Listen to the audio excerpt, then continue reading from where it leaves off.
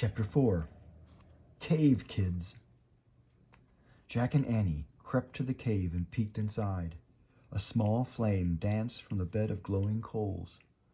Near the fire were knives, axes, and hollowed-out stones. Animal skins were neatly stacked against the wall. "People must live here," said Annie. "Maybe it's the home of the Cro-Magnons we saw," said Jack, looking around. "Let's go inside and get warm," said Annie. Jack and Annie moved quickly to the fire and warmed their hands. Their shadows danced on the stone walls. Jack pulled out his Ice Age book. He found a picture of a cave. He read, "Cro-Magnons made many things from animals, plants, and stone. They made flute-like musical instruments from mammoth bones. They made ropes by braiding plant fibers. They made axes and knives from stone." Jack pulled out his notebook and pencil. He started a list. Cro-Magnons made bone flutes, plant ropes, stone axes, and knives. "Ta-da!" said Annie. Jack looked up. Annie was wearing a coat. It had a hood and long sleeves. It went all the way down to her sneakers. "Where did you get that?" said Jack. "From that pile of furry skins," said Annie, pointing. "These must be their clothes. Maybe they're being mended." She picked up another coat and handed it to Jack. Try one. It's really warm," she said.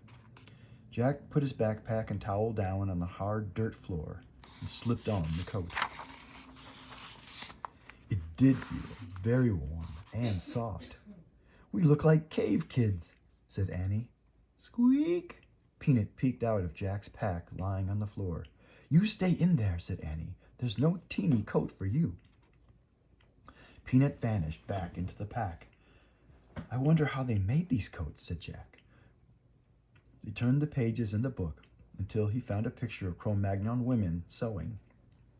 He read, "Cro-Magnons scraped reindeer skins with flint rocks to make them soft.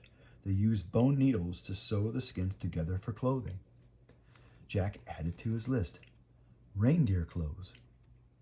"I hope the cave people won't mind if we borrow their coats," said Jack. "Maybe we should give them our towels," said Annie, "to thank them." "Good idea." "And my goggles, too," said Annie. They left their gifts on top of the rest of the animal skins. "Let's explore the cave before they come home," said Jack. "It's too dark in the back," said Annie. "We won't be able to see anything." "I'll find out how Cro-Magnon saw in the dark," said Jack. He opened the Ice Age book. He found a picture of cave people holding odd-looking lamps. He read aloud to Annie. "Cro-Magnons made stone lamps. They hollowed out a rock, filled it with animal fat, then burned a wick made from moss." "There," said Annie. She pointed to the two stones near the fire. In the hollow of each was gooey white stuff and a pile of moss. "We have to be careful," said Jack. He picked up one stone. It was smaller than a soup bowl, but much heavier. Jack held the stone close to the fire and lit the piece of moss. He lit another lamp and gave it to Annie. "Carry it with two hands," he said. "I know," she said. Jack tucked the book under his arm. He and Annie carried their stone lamps to the back of the cave. "Hey, I wonder where this goes," said Annie. She held her lamp up to an opening in the wall. "I'll check the book," said Jack. He put down his lamp and flipped through the Ice Age book. "I think it's a tunnel," she said. "Be right back." "Wait a second," said Jack. Too late. She had squeezed into the opening and was gone. "Oh, brother," Jack said, sighing. He closed his book and peeked into the opening. "Come back here," he said. "No, you come here," said Annie. Her voice sounded far away. "You won't believe this." Jack picked up his lamp and book.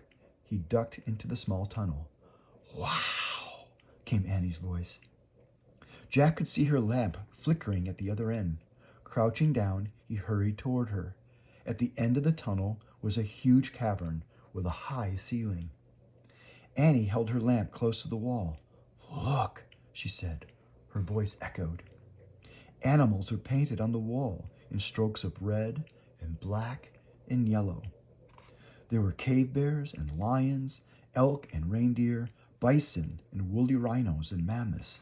In the flickering light, The prehistoric beasts looked alive.